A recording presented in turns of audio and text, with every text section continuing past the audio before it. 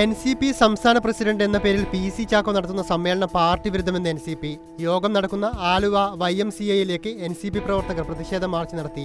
പാർട്ടിയുടെ കൊടിയും ചിഹ്നവും ഉപയോഗിച്ചാണ് NCP S വിഭാഗം എന്ന പേരിൽ യോഗം നടത്തുന്നത്. ഇതിൽ NCP സംസ്ഥാന പ്രസിഡന്റ് എന്ന പദവിയാണ് PC ചാക്കോ ഉപയോഗിച്ചിട്ടുള്ളത്. അജിത് പവാർ വിഭാഗത്തിന് പാർട്ടി ചിഹ്നവും കൊടിയും കേന്ദ്ര തെരഞ്ഞെടുപ്പ് കമ്മീഷൻ അനുവദിച്ച സാഹചര്യത്തിൽ ഇനി PC ചാക്കോക്ക് പാർട്ടിയുടെ ഔദ്യോഗിക ചിഹ്നങ്ങൾ ഉപയോഗിക്കാൻ അനുവാദമില്ലാത്തതാണ്. ഈ സാഹചര്യത്തിലാണ് NCP പ്രവർത്തകർ പ്രതിഷേധ മാർച്ച് സംഘടിപ്പിച്ചത്. കേന്ദ്ര തെരഞ്ഞെടുപ്പ് കമ്മീഷന്റെ തീരുമാനങ്ങൾ ലംഘിച്ചുകൊണ്ട് നിയമവിരുദ്ധമായി ചാക്കോ ഗ്രൂപ്പ് ആലുവ YMCAയിൽ NCPയുടെ പേരിൽ കൊടിയും ചിഹ്നവും ഉപയോഗിച്ച് ജില്ലാ ഗ്രൂപ്പ് ക്യാമ്പ് സംഘടിപ്പിച്ചത് ജനാധിപത്യത്തോടുള്ള കടുത്ത വെല്ലുവിളിയാണ്.